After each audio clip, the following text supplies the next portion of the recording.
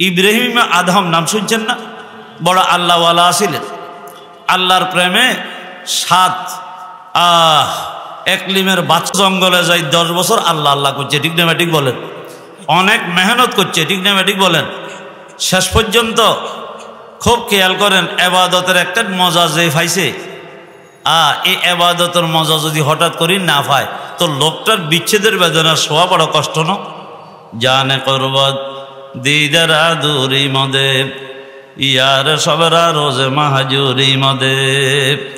আয় আল্লাহ, আমাকে এবাদতের মজা দিয়া কাছে কাছে জায়গা দিলা, দূরে কিল্লা সরাই দিলা। ইব্রাহিম আদম কিছুদিন থেকে আবাদতের মজা লাগে না, আবাদতের ভিতরে মন বসে না। আছে না রে ভাই এরকম মানুষ?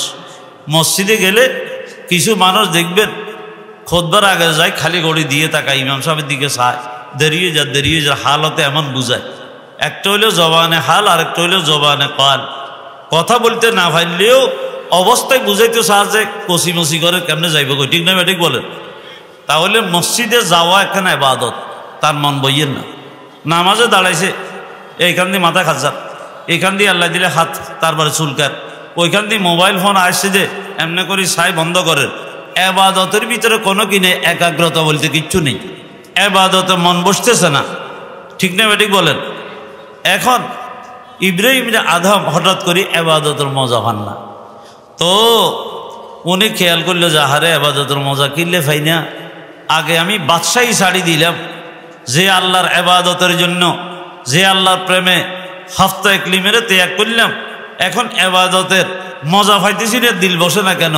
কয় যে আমি বাইতুল মুকাদ্দাস, মুসলমানদের প্রথম কেবলা নবী সুলাইমান আলাইহিস সালামের কলিজার টুকরা, আমি বাইতুল মুকাদ্দাসে যাই নামাজ পড়ব। তো গেছে, যাইবার পরে রাত্রিবেলায় ঢুকছে, কিন্তু মুশকিল হইল বাইতুল মুকাদ্দাসে রাত্রে কাউকে থাকার ইজাজত নেই। এখন তালা তুলা বন্ধ করি দে, 2 দিনের জন্য রয়েছে, কিন্তু রাত্রে থাকি একাগ্রতার সাথে ইবাদত করিব এরকম সুযোগ করতে পারতেছে না। তো একদিন এশারের নামাজের পরে কার্ফের একটার ভিতরে এমনভাবে নিজে গোপন করছে, একবারে লাগে যে এটা কার্ফের বডি রেখছি। তো যারা খাদেম খোদ্দামেরা আসেন এরা তালা তুলা মারি আস্তে করে বাইরে গেছে। ইব্রাহিম আদম মনে মনে চিন্তা করে এবারে বাইরই এই নবী সুলাইমানের কলিজার টুকরা মসজিদে আকসায় খতম কেবলার ভিতরে আমি আল্লাহ ইবাদত করবো আজকে রাত্রে, যেন মজা পাই। এটার ভিতরে লাগে যে কিছু মানুষের আনাগুনা কিরে তালা তুলে বাড়ি চলে গেল, এখন আবার কিছু মানুষের আনাগুনা কা। হঠাৎ করে একজন আরেকজনের সাথে বলতেছে, কয়ে রে মানুষের গন্ধ লাগে, গন্ধ কিরে ভাই এবার মানুষের গন্ধ লাগে, কয় যে এটাকে। ফরক্ষণে একজন আরেকজনের কই যে কার্পেটের ভিতরে আত্মগোপন করি মানুষ একটা লুকাই রয়েছে, দেওয়ার আমার দেওয়ার হলা খাই গেলাম দইয়ের কি ব্যাপারটা কি। শেষ পর্যন্ত তো একজন আরেকজনের লোক এটা এখানে ঢুকলো কিনলে, আসলে এগুলো হইলো কি ফেরেস্তা। লোক এটা এখানে ঢুকছে কিনলে একজন আরেকজনের কয় যে এটা হইলো একজন বুজুর্গ মানুষ, উনি কিছুদিন থেকে ইবাদতের মজা পায় না, এই জন্য নির্জনে একাগ্রতার সাথে একাবাদ করিবেন লাই আল্লাহর ঘর বাইতুল মুকাদ্দাসে আসছে, এখন রাত্রে কেউ থাকতে দেয় না, এই জন্য উনি এখানে আত্মগোপন করে রয়েছে। আরেকজনে কয় যে উনি বাইতুল মুকাদ্দাস বাইতুল্লাহ যাইলে একবারে বাইতুল মামুর ফেরেশতাদের ইবাদত খানাত গেলেও আর ইবাদতের মজা পাবে না। ইন্না লিল্লাহ, কারফেটের ভিতরে থাইকো যে ইন্না লিল্লাহ কেন যে ইবাদতের মজা পাবো না? চোখের পানি ডালি ডালি কান্না করতে আছে, আল্লাহ জানে করবত দি যারা দূরি মদেব ইয়ার সবরা রোজ মাহাজুরি মদেব তর্কে করদা মুলকে হাফতা কেলি মেরা আমি জনদ বড় দলকে তো জনসু গোদা। আয় আল্লাহ হাফতা একলি মেরে ত্যাগ করলাম, রাজসিংহাসনের লাথি মারি গাড়ে নিশাপুরের ভিতরে 10 বছর তোমার দেখলাম, তুমি যদি মজা না দিতে কখনো সম্ভব হইতো না গো আল্লাহ। এখন আমার কি অপরাধ হলেও বুঝি না। এখন ফেরেশতারা জানাইরা কারা বলতেছে আমি নাকি বাইতুল মুকাদ্দাস নয় বাইতুল্লাহ শরীফ, এমনকি যদি সপ্তম আকাশে ফেরেশতাদের ইবাদতখানা বাইতুল মামুরে গেলেও নাকি আমার ইবাদতের মজা পাবো না। আল্লাহ এই মানুষগুলো যদি আমার ভুলটা ধরে দিত কি অবস্থা। এবারে একজনে আরেকজনের বলতেছে আসলে লোকটা ইবাদতের মজা পায় না কেন? উনার ফেডের ভিতরে ফরের হক ঢুকি গেছে, আল্লাহু আকবার, হারাম খাদ্য ঢুকি গেছে, যার কারণে ইবাদতের মজা তার নষ্ট হইয়া গেছে। যতদিন ওই এটাকে আল্লাহ পরিশুদ্ধ করে নেবে না ততদিন তার আর ইবাদতের মজা কিন্তু লাগবে না। আল্লাহু আকবার। তো কয় এটা কি, যে ঘটনাটা কি, কেমনে পরের খাদ্য ঢুকলো? কোন একদিন বাজারে গেছে, ও আমার ছাতার ভাইয়া বাজারে ব্যবসায়ী ভাইরা বাজারে গেছে খোরমা দোকানে খোরমা কেনার জন্য, খাজুর কিনবেন লাই। যাইবার পরে 1 কেজি খোরমা নিছেন, নেওয়ার পরে উনার কাছে লাগছে উনার যে মাফের উনার ফাল্লাতুন একটা খাজুর ফটে গেছে নিচে। তো উনি কয় যে আমার বাগের এটা ফটছে, তাহলে তো এটা নষ্ট হইতো, তো তুলি ধুইয়ে খেয়ে ফেলছেন। কিন্তু আসলে এটা তার বাগের না, ওই যে বেসইয়ের বাগের, অর্থাৎ এটা 1 কেজির বাইরের খাজুর। কথা বোঝেন নাই? শেষ পর্যন্ত কয় যে এখন এটা সাহেবে হকের হক আদায় করি, না নিলে এটা কোনোদিন কি হবে না, আর ইবাদতের মজা হবে না। কথাটা খেয়াল করিয়েন। হুকুকুল্লাহ আর হুকুকুল ইবাদতের কথা বলতে বলছে, এই জন্য আমি আপনাদেরকে একটু ইঙ্গিত করতেছি বন্দার হকের কি পরিমাণের, আল্লাহু আকবার, কত গুরুত্ব বন্দার হক। হুকুকুল্লাহ থেকেও আল্লাহর হক থেকেও বন্দার হকের গুরুত্ব বেশি, কারণ যতক্ষণ বন্দায় তার হক মাফ করবে না আল্লাহও এটা কি করবেন না, ক্ষমা করবেন না। আজকে মানুষ হুকুকুল ইবাদের হকের ভিতরে অনেক মানুষ ডুবি রয়েছে, যার কারণে ইবাদত তেলাওয়াতের মজা আর কবুলিয়ত আমাদের থেকে চলে গেছে। এখন পরক্ষণে উনি কি করলেন, বাইর হয়েছেন, বাইরই ফরজ আদায় করতেছে নামাজ, আর চলে গেছেন ওই বাজারে অনেক মাইল হাঁটি। যাইয়া দেখতেছে আগে একজন বুড়া মানুষ দোকানদার আছেন, এখন একটা বাচ্চা ছেলে দোকানদারি করে। যাই কইলে যে ভাই, এখানে যে একজন মুরব্বী মানুষ ব্যবসায়ী ছিল, উনি কই? উনি আমার আব্বা। উনি কই? উনি মারা গেছে। ইন্না লিল্লাহ। এখন বাবা ঘটনা তো ঘটছে এমন, আমি তোমার আব্বার থেকে 1 কেজি খাজুর নিয়েছিলাম, এই খাজুরের ভিতরে একটা খাজুর আমি মনে করছিলাম আমার ফাল্লার, এটা আমার কেজি থেকে পড়ছে, কিন্তু এটা আসলে বেশি ছিল 1 কেজির থেকে। এটা তোমার আব্বার হক আসেন, এটা আমি অজান্তে খেয়ে ফেলার পরে আমি বড় মুসিবতে আছি, ইবাদতের স্বাদ পাইতেছি না। আমার জন্য দুনিয়া এখন ছোট হইয়া আসছে, আর দুনিয়াতে থাকতে মনে চায় না, আমার আল্লাহর বাস্তে ক্ষমা করি দাও। কয় আমি ক্ষমা করলে হইবে না, আমাদের 7 ভাই, এখন 7 ভাই, এই খাজুর এটার বাগতে এখন 7 ভাগ হইব, ঠিক না বেটি বলেন না? তাইলে আমি একা মাফ করলে 1 অংশ না মাফ করতে পারবো, আর 6 অংশ তো আমি ফেরতাম না, মাফ করতাম। তোমার ভাই ওন কোনে থাকে, উমা একজন এক জায়গা। আল্লাহ ইব্রাহিম নে আদম এই গুড়ি গুড়ি গুড়ি গুড়ি 7 জনের কাছে যাই ক্ষমা চাই আইছে। এর উপরে যেদিন ক্ষমা চাই শেষ করছে, ওই দিনেতে যখন আবার ইবাদতের জন্য বসে, নামাজের জন্য দাঁড়ায়, সজদে গেলে আর মাথা উঠাইতে মনে চায় না। ও মুরব্বীরা ভাইরা, দেখেন ইব্রাহিম নে আদমের মতো এত বড় আল্লাহওয়ালা কি কোরবানি, হাফতা ইকলিমের রাজত্বরে লাথি মারি চলে এসছেন।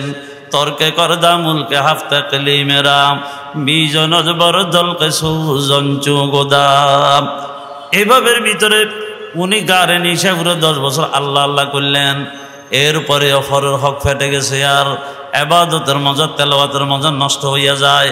আজকে আমাদের কি অবস্থা ও ভাইরা, বাদাম বেচে বাদাম বেচে কিছু মানুষ আছে যাই কয় যে বাদাম কত, সড়ক কত, এই কথা কইয়ে দুয়ে খাইয়ালে, ঠিকঠাক ব্যাটিক বলেন না। বুট বেচে বুট বেচে যাইয়ে হইলে নম্বর সাইকেলে মুখিতে দিয়ে দিল যে কাররে বা আহা, এখন কয় যে হাতে মানা করে না, তো খান কইছে তখন মানা করলে তুই নেতা সাপ, যদি কয় যে আর বুট কিনলে এখানে অনত লন্ন, তো এতটা মারিতে তুই কি করিয়া লিবি, সেখানে দোয়ানদারি করি বেলে দিতি ন, ডরে বয়ে কর, রাজি রব্বতে কয় না। আরে আল্লাহ, কোন মালদারের মাল, কোন খানাদারের খাদ্য হালাল হইতো না যতক্ষণ লা তাকুল তোয়ামাকা, যতক্ষণ পর্যন্ত তার রেজামন্দি না থাকে, ততক্ষণ পর্যন্ত সন্তুষ্টি জিততে কি দিত না, তোমার অনুমতি দিত না, ঠিক না ব্যাটিক বলেন? আজকে কি আমরা এগুলো চিন্তা ভাবনা কিছু আছে? এটাকে বলা হয় তাকওয়া। আল্লাহ আমাদেরকে ফররক থেকে আল্লাহ পাকে হেফাজত করেন। আজকে আমাদের এই গ্রামে গঞ্জে অনেক আল্লাহর বান্দা আছে যেগুলা বোনের হক আছে। কিরে বাপ ধরা গেলে বোনেরা হক পায় না, বাইয়ে পাইল 2 ভাগ, বোনে পাইল কবাক 1 ভাগ। আবার বোনেরা কিছু যারা আধুনিক শিক্ষিত এরা মাথা গরম, কয় যে আল্লাহ এত বড় বৈষম্য করলো, আল্লাহ আমাদের উপরে বৈষম্য করলো। ভাই হইল আব্বার সন্তান, আমরা মেয়েরও তো আব্বা সন্তান, ভাইয়ে 2 ভাগ পাইলো, আমাদেরকে 1 ভাগ কাঁদে। এটা তো কোরআন বড় বৈষম্য করলো। ওয়ালিদ জাকারে মিসলু হজ্জিল উনসাইয়ে, আল্লাহ ফাঁকে তো বন্টন করে দিলেন যে ভাই ফাইব কি 2 অংশ, বনে ভাবে 1 অংশ। তো আল্লাহ পাক হাকিম ন, আল্লাহ পাক হিকমত, আল্লাহ পাকের রহস্য, এখানে সুষম বন্টন হয়েছে। ঠিক না ব্যাটিক বলেন? তোমার বুঝে আসতেছে না, তুমি আল্লাহর বিধান মানবা না। ঠিক না ব্যাটিক বলেন? কিন্তু আমার অনেক আজকের নারীবাদী সংগঠনের নারীরা এটা বড় ক্ষুব্ধ, ইসলাম কোরআন নারীদের উপরে বড় বৈষম্য করলো, তালাশ করি খালি এই জায়গা পাইছে। ঠিক না ব্যাটিক বলেন? আর না হয় সম অধিকারের দাবি তুলে মৃত্যুর পরেও তো তাদের কখনো কাফা কয়টা রে বা 5টা, আমাদের কয়টা? আমরা 3টে পাইলাম, আপনারা যে এখান থেকে 2টা বেশি নিলেন, এটা ব্যাপারটা কি? আমরা তো কোনোদিন এটার জন্য সম অধিকারের স্লোগান তুলিনি। ঠিক না ব্যাটিক বলেন? আপনারা ভাইয়ে পাইলে 2 হিস্সা, আপনি পাইলেন 1 হিস্সা, আপনার মাথা গরম হয়ে গেল, ভাগে কম পড়লে ভাগ হলেও বুঝে বলে। ঠিক না ব্যাটিক বলেন না? কিন্তু আমাদের স্মরণ করতে হবে ওই অশিক্ষিত বাবার মতো ছেলে আল্লাহ দিলেন, মেধা ভালো, বাবে হাল চাষ করে, স্কুলে 350 ছাত্র, ক্লাস 5-এ 1 নম্বরে পাস করছে, এই শাসা মানুষটার ছেলে। কিন্তু যখন এখন সব রাস্তা দিয়ে আসে, পরীক্ষার ফল শুনেছে, সবাই কেউ হাসে কেউ কান্দে, কথা বুঝেন নাই? কেউ ফেল করছে কেউ পাস করছে। এখন আসতেছে যেটা ভালো ছেলে, পুরা 350 ছেলের ভিতরে ছাত্রের ভিতরে 1 নম্বরে পাস করছে, স্যারেরা তারা মাথার মধ্যে হাত বুলাই দের, চা খাবার একটু আসতে বিলম্বর। এখন কয়ে কিনা আমাদের আবদুল্লাহ করে আসে, কয় নম্বরে পাস করছে? 1 নম্বরে। খাইলে 1 নম্বরে পাস করলো, তুই কয় নম্বরে পাস করছে? 13 নম্বরে। আরেকটা যে 2 নম্বরে, কয় নম্বরে পাস করছে? 50 নম্বরে। আরেকজনের জিজ্ঞেস তুই কয় নম্বরে? 60 নম্বরে। আরেকজনের কয় নম্বরে? 300 নম্বরে। ওরে এগুলো এত নম্বরে পাস করলো, আমার ছেলে গাই কারবান্ডি করলো, খালি 1 নম্বরে পাস করলো। বাপের মাথা গরম। তো আব্বা স্যাররা তো খুব আদর যত্ন করছে। এখন একবারে ছেলে রাস্তা দিয়ে নামি ওই আইলের উপরে যাই যে আব্বু 1 নম্বরে পাস করছি, আইলা সিবা দিয়ে 2-3 বাড়ি লাগাই দিছে। কম বক্ত, আমি কষ্ট করে শ্বাস করলাম, কোনোদিন ধরে স্কুল গই বেলা দিলাম না, তুই খালি 1 নম্বরে পাস করলি, তোর ছেলে যে 50 নম্বরে পাস করলো। এই অশিক্ষিত বাপের কে বুঝাইব? 1 নম্বরে পাস করইয়ে এখানের ভিতরে আল্লাহু আকবার 300 জনের বেশি নম্বর ভাই পাস করছে। ঠিক না ব্যাটিক বলেন না? বেশি নম্বর ভাই 1 নম্বর হয়েছে, কিন্তু 100টি যদি মাথা গরম হয়ে যায়, তো এই ফাগলা বাপ এরকম অশিক্ষিত বাপের বুঝাইব কে? আজকে আমার মারও এই শিক্ষিত বাপের মতন হয়েছে। ঠিক না ব্যাটিক বলেন? আপনারা যে 1 ভাগ খাইয়াও ভাই তোর 2 হিস্সা তোর বেশি পাইছেন, এ কথা আপনাদের খবর নেই। ঠিক না ব্যাটিক বলেন? ভাই যখন বালে গেছি, খরচটা কার কান্দে গঞ্জ? এখন নিজের কাঁধে আসি যায়। আব্বা যেটা আমাদের দেশে এটা যা বেতা নয়, এটা রা বেতা। শরীয়তের বিধান 2 রকমের জারি হয়, একটা হইল যা বেতা আর একটা হইল রা বেতা। আজকে অনেক আমার মা বোনেরা কয় যে শ্বশুর শাশুড়ির খেদমত করুন কি আর দায়িত্ব না, স্বামীর উপরে না। এরে বোন বুঝেন না, আল্লাহ ইসলাহি খুতবাতের মধ্যে আল্লামা জাসরি তকি ওসমানীও লিখছেন, হজরত তারপরে নাজমাবাদ দারুল ইফতার ওয়াল ইরশাদের মুফতি ফকিউল আসর মুফতি রশিদ আহমদ হাসানুল ফতোয়াতেও লিখছেন, শরীয়তের বিধান 2 রকমের কি হয়, ওয়াজিব হয়, ফরজ হয়। একটা জাবেতা হিসেবে, একটা রাবেতা হিসেবে। জাবেতা হিসেবে যদিও তোমার উপরে ফরজ ন, রাবেতা হিসেবে তোমার উপরও কি শ্বশুর শাশুড়ির খেদমত করেন কি, এটাও ওয়াজিবের ভিতরে অন্তর্ভুক্ত। ঠিক না ঠিক বলেন? কারণ তোমাকে যদি খরগোশ দায়িত্ব হইল স্বামীর, তো উনি তো বসে দেখলে খরগোশের ব্যবস্থা হবে না, এই জন্য উনাকে তো কাজে যাওয়া লাগবে। এই জন্যই তো তার কিছু কাজের বন্টন তোমার ভাগও ঘটতেছে। ঠিক না ঠিক বলেন না? আর না সে বসে থাকো পুরো দিন, তুমিও উপর বসে দেখতে পারো, কয়দিন দেখা যাবে। ঠিক না ঠিক বলেন না? আল্লাহ সহি বুঝ দান করে দেন। তো আমি যে কথাটা বলতে চাইতেছিলাম, এখন দেখেন ছেলে যখন বালে গেছে, এটা কার দায়িত্বে? আমাদের দেশে বিয়ে শাদী করানো পর্যন্ত, জুদা করে দেওয়ানো পর্যন্ত, পৃথক করানো পর্যন্ত মা বাপে চায়, এটা হইলেও রাবেতা হিসাবে করে। ঠিক না ঠিক? শরীয়তের জাবেতার নিয়ম পদ্ধতি হিসেবে বালে বিয়ের পরে যার দায়িত্ব তার। ঠিক না ঠিক বলেন? তাহলে ছেলে ভাইছে 2 ভাগ, শুরু হয়েছে বালে বিয়ের পরে থেকে তার খরচ। ঠিক না ঠিক বলেন? কিন্তু মেয়েটা শুধু বালে গেলে চলবো নাকি বিয়ে দেওয়ার আগ পর্যন্ত? 9 বছরে প্রাপ্ত বয়স্ক হয়েছে, কিন্তু 20 বছরের সময় বিয়ে হয়েছে, এই পর্যন্ত দায়িত্ব কার কাঁধে? 1 মিনিটের জন্য কি মেয়ের কাঁধে আসবে? আসবে না। দেখেন তো। আর এই দিক দিয়া যখন ছেলে বিয়ে শাদী করলো, তাহলে বিবির মোহরত কে দিব? ছেলে দিব না? এরপরে শ্বশুরালয় আত্মীয় স্বজনের মেহমানদারি কে করিব? ছেলে করিব না? এরপরে আব্বার বোন আছে, কি বলেন, আছে না নাই? আব্বার নিকট আত্মীয় স্বজনেরা আছে, এগুলোর মেহমানদারি টেহমানদারি কি করিব, বাইয়ে করতো না, বাইরের কাছে আইব না, বোন তো আরেক জায়গার ভিতরে বিয়ে হয়েছে, এখানে বেগুন যাইব নাকি যাবেন না, কথা খেয়াল করেন।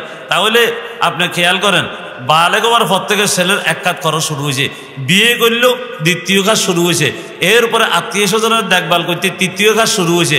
এই জন্য 2 ভাগ পাইলেও কথার কথা কয় লাখ টাকা, 2 লাখ টাকা, কিন্তু শেষ পর্যন্ত বছরের পরে দেখা গেল 2 লাখ টাকা খরচ হই, আরও 3 লাখ টাকা খরচ হয়েছে বেচারা। কিন্তু বনে হইলে কয় ভাগ, 1 হিস্সা, বনে 1 হিস্সা পাইয়া দেখেন যখন আল্লাহ দিলে বিয়ে শাদীর আগ পর্যন্ত সব আব্বার হোটেলের দায় দায়িত্ব, ঠিক না ব্যাটিক বলেন? যখন বিয়ে দিয়েছে সব দায় দায়িত্ব কার কাঁধে? স্বামীর কাঁধে। 1 পয়সা কোনো খরচ আসেনি, উল্টা আরো 2 লাখ টাকার মোহর আইব, ঠিক না ব্যাটিক বলেন না? এরপরে যখন মাও গেল, আচ্ছা তখন খরচ আসেনি, মা হইলে তো মায়ের পদতলে সন্তানের জান্নাত, ছেলেরা কেন জান্নাত কামাইও মার পদতলে তুল, এইটার ফিকিরে একটা সৌদি আরব তাই, একটা দুবাই তাই, একটা তারপরে পাকিস্তান তাই, একবার আইলে 10,000 আম্মা এখন আপনি কিছু খাইয়েন, এখন দিয়ে চিকিৎসা করে দিতে দিতে 10 লাখ টাকা আমার কাছে জমা রয়ে গেছে। তাহলে বাইয়ে 2 ভাগ পাই, 3 লক্ষ টাকা খরচ হইল, তুমি 1 ভাগ পাই 10 লাখ টাকা তোমার কাছে জমা হয়ে গেল, বেশি কোনো ভাইছে তুই চিন্তা করে কও। আইলি কায়ে তু জবাবে হর সুয়াল, মুশকিল আস্ত হল সাবাদ বেকিল কাল, মুশকিল আস্ত হল সাবাদ বেকিল কাল। এই জন্য শরীয়তের বিধিবিধান আমাদের যদি বুঝে আসে, যুক্তির ভিতরে ধরা পড়ে, এটা যেভাবে মানব, আমাদের বুঝে না আসলেও, যুক্তিতে না হলেও এটা কম মানি নেবা, এটা হইলে ইমানদারের কাজ। ইউমিনুনা বিল গায়ব, হুজুর বয়ান করছেন না, আল্লাহরে আমরা দেখি না কিন্তু বিশ্বাস করি না, কিংবা জান্নাত জাহান্নামের নাজ নেওয়া দেখছি নাকি, তো বিশ্বাস করি না, এটা সত্য না মিথ্যা? আল্লাহু আকবার। চোখের দেখা ভুল হইতে পারে, কিন্তু নবী রাসূল থেকে বর্ণিত জিনিস ভুল হইতে পারে না। এটা হইল মুমিনের ঈমান, এটা হইল মুমিনের কি ঈমান। আল্লাহ আমাদেরকে ঈমানটাকে মজবুত করে তৌফিক দান করেন, বলেন আমিন। এই জন্য আমার ভাই বন্ধুরা, ফরের হকের খুব বেশি ভয় করিবেন।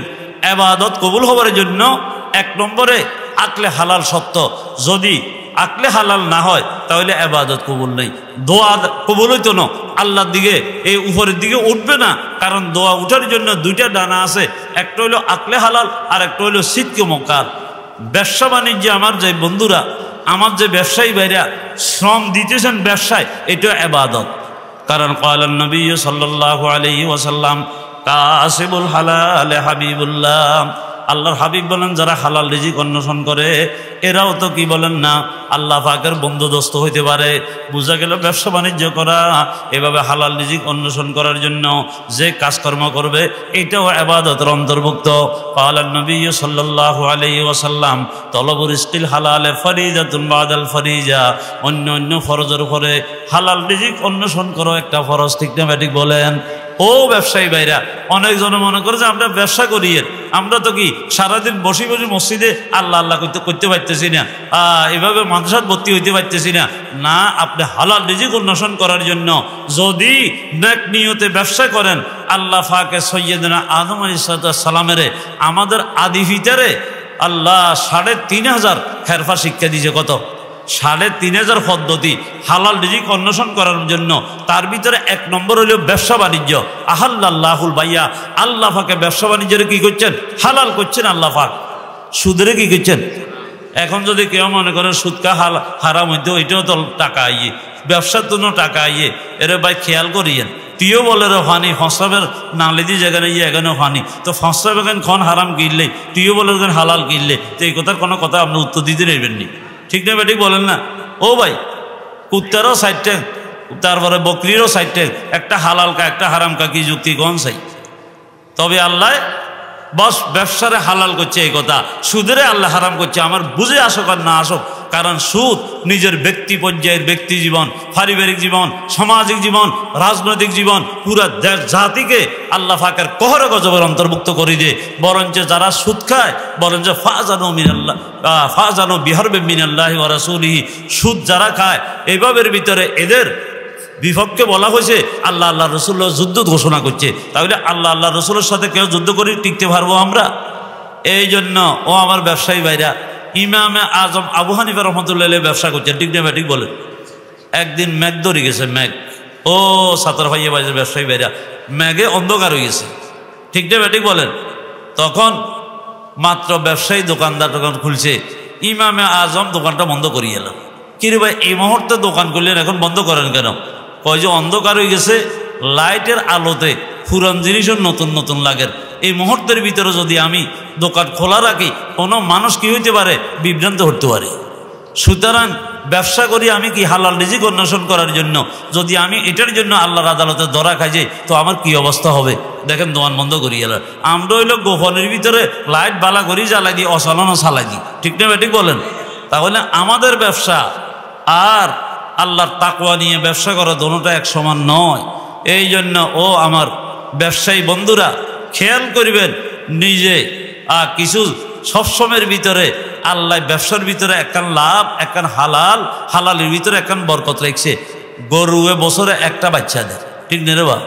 কিন্তু কোরবানির সময় হাজার হাজার গরু জব হয়ে যার, তারপরেও গরু আছে না নাই মার্কেটে? কুত্তার বাচ্চা 7টা করে জন্ম দেয়, ঠিক না ঠিক বলেন না?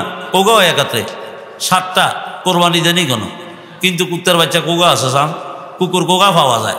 হালালিতে বরকত, একটা করে বছরে দিলেও কি, তারপরে জবে করি আরো কোটি কোটি বাকিতে আয় যায়, কিন্তু 7টা বিহেভিয়ার করেও তালাশ করি রাস্তা পাওয়া যায় না, ঠিক না ঠিক বলেন? আল্লাহ হালালের ভিতরে বরকত রাখছেন। এই জন্য আমাদেরকে বিশ্বাস করতে হবে এই হালালের ভিতরে যেন বরকত। আর একটা হাদিস বলি, আমার কথা আমি শেষ করি। আন আবি হুরায়রা রাদিয়াল্লাহু তাআলা قال قال رسول الله صلى الله عليه وسلم أتدرون من المفلس? হুকুকুল ইবাদ সম্পর্কে বলতেছি। ও ভাইরা, আজকে অনেক মানুষ বোনের হক দিয়েন না, মানুষের হক মারি গিয়েন, এইভাবে করজ লইলেন টাকাগুলো দেন না, ঠিক না ঠিক বলেন না? বহুত ব্যবসায়ীরা বড় অঙ্কের টাকা আনছে, আনি বস গুনারি গেছে মুনারি গেছে, কই যত রকমের কারবার করেন, আল্লাহরে কোনোদিন দোকান দিতে নেবেন না রে বা। কারে হাবা খলকে আরি জুমলা রাস, কারে হাবা খলকে আরি জুমলা রাস, বা খোদা তজবির হিলা কয়রাওয়াস, বা খোদা তজবির হিলা কয়রাওয়াস। আল্লাহর হাবিব বলেন আতাদরুনা মাল মুফলিসু? ও আমার সাহাবায়ে কেরাম বলো দেখি, সবচেয়ে বেশি সর্বহারা কোন মানুষ, মুফলিস কোন মানুষ? সাহাবায়ে কেরাম কালু, সাহাবায়ে কেরাম বলেন আল মুফলিসু ফিনা মাল্লা দিরহামালাহু ওয়ালা মাতা।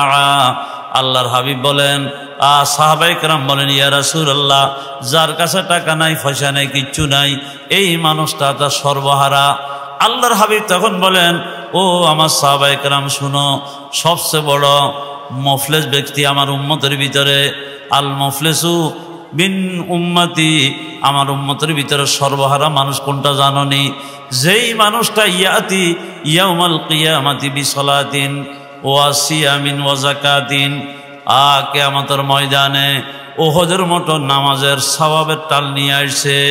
এই বাবের ভিতরে বড় পাহাড়ের আরেকটা টাল নিয়ে আসছে, রোজার সওয়াবের, যাকাত আদায় করার আল্লাহু আকবার টাল নিয়ে আসছে। এইভাবে এক এক পাহাড় সমতুল্য নেকির আমলগুলার নেকি আর বদলা এরকম সওয়াবের টাল নিয়ে উপস্থিত যে কিয়ামতের ময়দানে। এরপরে আল্লাহর হাবিব বলেন ওয়ায়াতি, একজন মানুষ আসে, এই লোকটার সামনে দাঁড়াবে যে এই বড় বড় পাহাড় তুল্য নামাজের, রোজা, যাকাতের ইত্যাদির সওয়াব নিয়ে আসছে। ইয়াতি কাদ শাতামা হাদা, একটা মানুষ আসি আল্লাহর আদালতে দাঁড়াবেন, বলবেন ও আল্লাহ, এই যে মানুষটায় বড় বড় আল্লাহু আকবার পাহাড় তুলল, এত বড় বড় নেকির টাল নিয়ে আপনার সামনে হাজির হয়েছে, কাদ শাতামা হাজা, এই লোকটা আমার অন্যায়ভাবে গালি দিয়েছে দুনিয়াতে, আমার কোনো ক্ষমতা ছিল না তার থেকে কোনো বদলা নেওয়ার মতো। আল্লাহ আজকে এই ইয়াউমে আদালতে, আপনার আদালত গো আল্লাহ, আমি আজকে এটার বিচার চাই।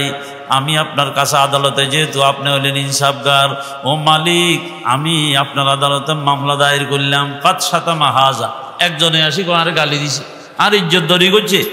এরপরে আরেকজন আসি বলে আল্লাহু আকবার কাযাফা হাদা, ও আল্লাহ, এই লোকটা আমার বিরুদ্ধে তহমত দিছে, মিথ্যা অপবাদ দিছে, কিন্তু আমি কি করব? মিথ্যা অপবাদ দিছে, তার দল বলা ছিল, আমি কিছু করার মতো ক্ষমতা ছিল না, আজকে আপনার আদালত থেকে আমি বদলা চাই। আরেকজন আসছে আকালা মালা হাদা, ইয়া ওগো আল্লাহ, আমি আপনার দ্বারা দরদে বিচার চাই, এই লোকটা আমার মালগুলা জবরদস্তি করে খাইছে, ঠিক না ব্যাটিক বলেন? বনে বলবে যে আমার ভাই আমার আব্বার সম্পত্তি আমাকে না দিয়া সে খাইছে, এই আমার ভাইয়ে আমার আত্মীয় স্বজন ফলনায় আমার মাল বক্ষণ করছে, কিন্তু ওগো আল্লাহ দুনিয়াতে আমার কোনো সমর্থ ছিল না, ক্ষমতা ছিল না এটার বদলা নেওয়ার মতো, আজকে আপনার কুদরতের আদালতে আমি বিচার চাই। আহা দেখেন, এরপরে আরেকজন আসবে, সাফা কাদামা হাজা, আমার রক্ত নিয়ে খুলি গেলা গেলছে, আমার মাথার উপরে বাড়ি দিয়ে রক্ত প্রবাহিত করছে, আমার হাতের উপরে বাড়ি দিয়া আমার ছুরিমারি রক্ত প্রবাহিত করছে। এইভাবের ভিতরে আসি, একের পরে একে খালি বলতেছে সাফা কাহাজা ওয়াজারা বাহাদা। আরেকটা মানুষ এসছে, গো আল্লাহ এই পাহাড় সমতুল্য বড় বড় নেকিটাল নিয়ে যে লোকটা আসছে, এই মানুষটা আমারে অন্যায়ভাবে মারছে, আমারে অন্যায়ভাবে কি করছে, মেরেছে। আল্লাহ আজকে আমি কি চাই? আল্লাহু আকবার বলার পরে তার সমস্ত ফায়তা আল্লাহর হাবিব বলেন, তখন আল্লাহ পাক পরওয়ারদিগারে আলমে তার নেকি থেকে এক একজন হকদারদেরকে কি দিতে থাকবে, ফায়তা মা আলী, যারা হকদার আসিল এদেরকে আল্লাহ পাকে এই তোমার এটা করছে তো এটার পরিবর্তে এগুলো নিয়ে যাও, এটার পরিবর্তে এগুলো নিয়ে যাও, এটার পরিবর্তে এগুলো নিয়ে যাও, এরকম দিতে দিতে দিতে দিতে আল্লাহু আকবার সব ফাইন ফানিয়াত, তারপরে কি কন সমস্ত হকদারদের হক এখনো শেষ হয় না, আরো 2-4 জন বাকি রয়ে গেছে, তা কাবলা তার হক আদায় হওয়ার আগে সব শেষ হয়ে গেছে। তখন কি করা হবে? তখন বললো যে এদের গুনাহ আছে নিছ, এদের কি যে গুনাহগুলো আছে গুনাহগুলা তার মাথার উপরে চাপাই দেওয়া হবে, এরপরে সুম্মা তুরিহা ফিন্নারে, তারে উভট করি জাহান্নামের আগুনের ভিতরে নিক্ষিপ্ত করা হবে। অথচ নামাজের নেকি, হজের নেকি, যাকাতের নেকি, ধানের নেকি, আল্লাহ নফলের নেকি, এত নেকির টাল নিয়ে আসছে, মানুষকে দিতে দিতে দিতে দিতে মানুষের হক নষ্ট করছে, গালি দিছে, মানুষের রক্ত প্রবাহিত করছে, মানুষের মেরেছে, মানুষের হক তারপরে হক তলফি করছে, শেষ পর্যন্ত ওইগুলোর বদলায় দিতে দিতে তার কাছে অবশিষ্ট কিচ্ছু নেই। এবার যারা হকদার তাদের গুনাহ তার মাথার উপরে ছড়াই দিয়া এরপরে উভট করি একজন বড় জালেম হিসাবে তাকে জাহান্নামে নিক্ষেপ করা হবে। এই জন্য ও মুরব্বীরা ভাইরা, হরের হক আল্লাহর হক অনেক সময়ের ভিতরে কথার নাম লতা, হুকুকুল্লাহ, আর একটা হলো হকুল ইবাদ। আল্লাহর হক কিরে বা এটা কি কজা করতে হইতো না? নামাজ কেউ আল্লাহর হক না? নামাজ রোজা আল্লাহর হক না? জাকাত আল্লাহর হক না? কি বলেন? জাকাতে যদিও বন্দার কিছু উপকারিতা আছে কিন্তু আল্লাহর হকের অন্তর্ভুক্ত। আপনারা বলেন তো, এখন কিন্তু কিছু আহলে হাদিস বাইরা বাইরেছে, ইউটিউবে আসি বলেন যে নামাজ কজা হয়ে গেলে এগুলো কি করতে হবে না, নামাজ ছুটি গেলে এটা আর পড়া লাগবে না। অথচ স্পষ্ট হাদিস শরীফে আছে হুনাইনের যুদ্ধে 4 ওয়াক্ত নামাজ কজা হয়ে গেছে, ঠিক না ব্যাটিক বলেন না? এরপরে খন্দকের যুদ্ধে রাসূল সাহেবের ফজরের নামাজ কাজ হয়ে গেছে, আল্লাহর নবী কাজা নামাজই না আদায় করেন। আল্লাহু আকবার। এরপরে কাজা নামাজ আদায় করার আল্লাহর নবী বলেন, কেউ যদি ঘুমাইছে অথবা ভুলে গেছে, এই সময় তোমার স্মরণের সাথে সাথে তুমি নামাজ কি করিল, কাজা করিল, ঠিক না ব্যাটিক বলে? এটাই তোমার কি ওয়াক্ত। তাহলে এখন বলা হচ্ছে নামাজ কজা দেওয়া লাগবে না, নফল ভালো করে হইলে চলবো, কেউ কেউ তওবা করলে চলবো। এই যে বিভ্রান্তকর কথা, সাবধান। আল্লাহর হক কজা দিতে হয়, বন্দার হক কজা দিতে হয়, ঠিক না ব্যাটিক বলেন? আপনি বন্দার হক দিতে পারলেন না, কমপক্ষে ক্ষমা চাইতে হবে না? এখন আপনি বলেন আমি আগে খারাপ আছিলাম এখন ভালো হয়ে গেছি, ভালো হয়ে গেলে এটা আপনি বদলা পাবেন, কিন্তু খারাপ করিয়ে এসছেন যে মানুষের হক নষ্ট করছেন, যে অবশ্যই হকদারদের কাছে ক্ষমা চাইতে হবে, ঠিক না ব্যাটিক বলেন? আল্লাহ আমার ভাই বন্ধুদেরকে, আমরা সকলকে আল্লাহর মর্জিয়াত মতো আল্লাহ চলবে তৌফিক দান করেন। তাহলে ইবাদত করব রবের জন্য, নিজের জীবনের শেষ নিঃশ্বাস ত্যাগ করা পর্যন্ত ইবাদতের সঙ্গে লেগে লেগে থাকবো। আল্লাহ তৌফিক দান করুক, বলেন আমিন। বাদিরু বিল আমালি ফিতানান, আল্লাহর হাবিব বলেন তোমরা কি করো, সবকত করো, এইভাবে প্রতিযোগিতা করো নেক আমলের মধ্যে। বাদিরু বিল আমালি ফিতানান কাকাতিল লাইলিল মুসলিম আই ক্বাবলা উকুইল ফিতান। মোল্লা আলী কারি ব্যাখ্যা করছেন, ফিতনা আসার আগে আগে তোমরা নেক আমলের ঘাটতি গোল করার জন্য কামলের ময়দানে তোমরা জাফাইয়া পড়ো। বাদিরু বিল আমালি ফিতানান কাকাইতিল লাইলিল মুজলিম ইউসবিহুর রাজুলু মুমিনান। এমন ফিতনা আসবে দুনিয়াতে। ও মুরব্বিরা, আল্লাহর হাবিব বলেন যে মানুষটা সকালবেলায় ঈমানদার ছিল, সন্ধ্যাবেলায় ঘরে ফিরে আসতেছে, এই লোকটার কলবের ভিতরে ঈমানের রেশমাত্র বাকি নাই। আর কিছু মানুষ রাত্রে ঈমানদার ছিল, কিন্তু সকালে ওঠার সময় তার কার্যকলাপ মন্তব্য এমন হয়েছে ঈমানের কোনো নূর আর তার অন্তরের ভিতরে বাকি নাই।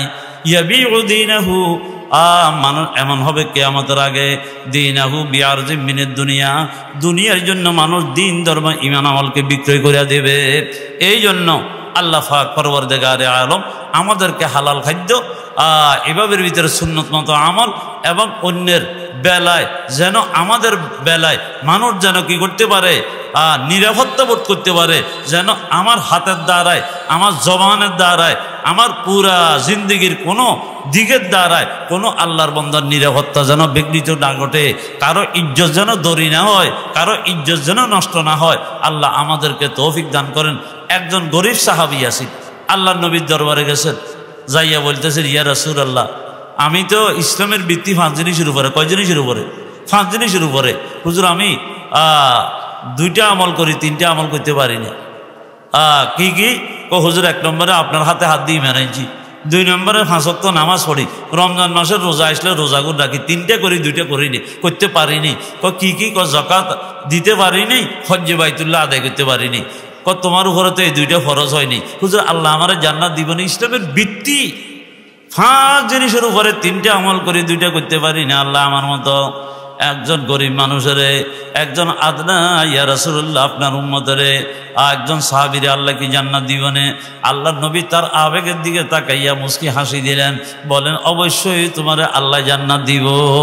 এমন খুশি হয়েছে, চোখের পানি ঝরঝর করি আর ডুকরি কাঁদি উঠলেন, ইয়া রাসূলুল্লাহ, আল্লাহ বুঝি আমারও জান্নাত দিব। আল্লাহ কত মেহরবান। চোখের পানি দরদর করে পড়েন। এরপরে বলতেছে, ইয়া রাসূলুল্লাহ, আরেকখান কথা বলার জন্য মনের ভিতরে আছে, বলতে সাহস হচ্ছে না। হুজুর, আপনি অনুমতি দিলে বলতাম। বলে, বলো। হুজুর, আপনাকে না দেখলে কলিজার ভিতরে অশান্তি শুরু হয়।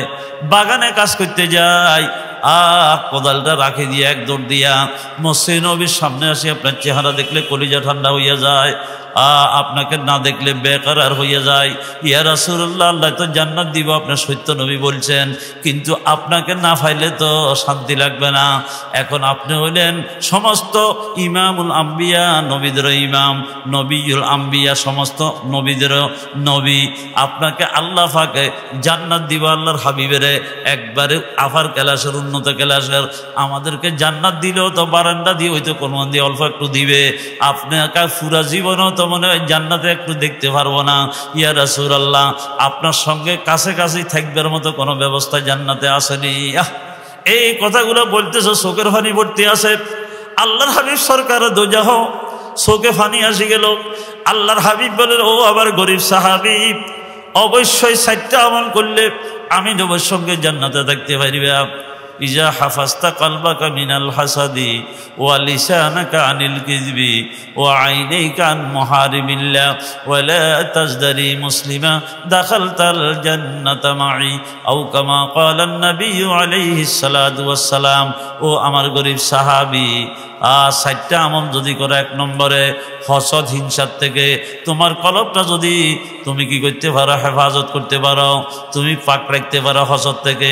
আজ হসদ আউয়াল তুদিল্লা ফাকেদার খেশতনরা বাদা জামো মেনসুমার। আল্লাহওয়ালাদের সোহবতে না গেলে, কোনো আহলুল্লাহর হাতে হাত না দিলে, এই হসদ বড় রোগ। এটা হইল আত্মার জগতের রোগ। এগুলা চিকিৎসা হওয়া বড় কঠিন। মা খালা জাসাদুন মিন হাসাদিন হযরত হাকিম উম্মাহ তরবিয়াতুস সালেকে লেখেন যে এমন কোন শরীর নাই যে শরীরের ভিতরে হসদ নাই, হিংসা নাই। এটাকে নিয়ন্ত্রণে আনার জন্য আল্লাহওয়ালাদের সোহবতের প্রয়োজন। ঠিক না ঠিক বলেন? ইজা হাফাজতা কলবাকা মিনাল হাসাদে ওয়া লিসানাকা আনিল কিযবি। ও আমার গরিব সাহাবী, যদি জবানটাকে মিথ্যার গীবত থেকে সংরক্ষণ করতে পারো, কয়টা গেল বাবা? ইজা হাফাজতা কালবাকা মিনাল ফাসাদ ওয়া লিসানাকা আনিল কিযবি ওয়া আইনাইকা আন মুহারিমিল্লাহ।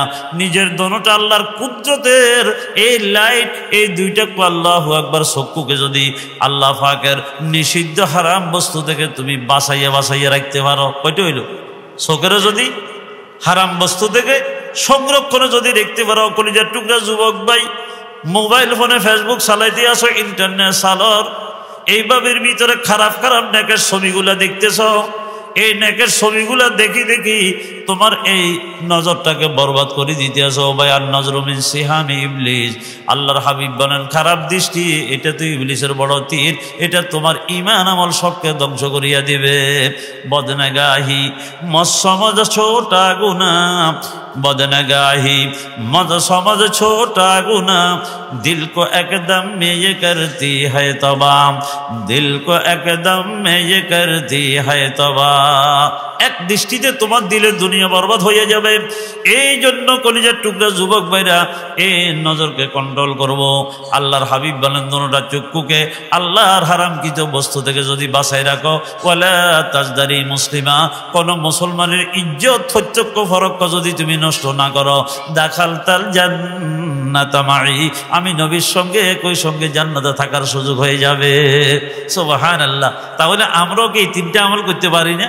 দিলটাকে হসদ থেকে বাঁচাবো ইনশাআল্লাহ, এরপরে জবানটাকে মিথ্যা থেকে বাঁচাবো, এরপরে বলেন না চক্ষুকে আল্লাহর হারামকৃত বস্তু থেকে বাঁচাবো, এবং আল্লাহ আমাদের দ্বারা কোনো মুসলমানের যেন কি ইজ্জত নষ্ট না হয়, আল্লাহ আমাদেরকে এইভাবে পরিচালিত হওয়ার করার জন্য আল্লাহ তৌফিক দান করুক। আল্লাহ হালাল গাজা এবং সুন্নত মতো চলা, এবং আল্লাহ পাক পরওয়ারদিগারে আলম অন্যের মানুষ যেন আমার বেলায় নিরাপত্তা বোধ করে, আমার দ্বারা তার জান মাল ইজ্জতের কোনো ক্ষতি সাধন হবে না। আল্লাহ এইভাবে আমাদেরকে জীবনটা কাটান। ওয়াবুদ রাব্বাকা হাত্তা ইয়াতিয়াকাল ইয়াকিন। আল্লাহ পাক বলেন বন্ধু আপনি কি করেন? ও আমার হাবিব রবের ইবাদত করতেই থাকুন মৃত্যু আসি ধরা পর্যন্ত, জীবনের শেষ মুহূর্ত পর্যন্ত। আল্লাহ আমাদেরকে গতানুগতিক শুধু সামাজিক রসম রাওয়াজ হিসাবে নয়, আল্লাহর মহব্বতে আল্লাহর প্রেমে ইবাদতের সঙ্গে লেগে থাকার আল্লাহ তৌফিক দান করুক। ওয়া মা আলাইনা ইল্লাল বালাগ।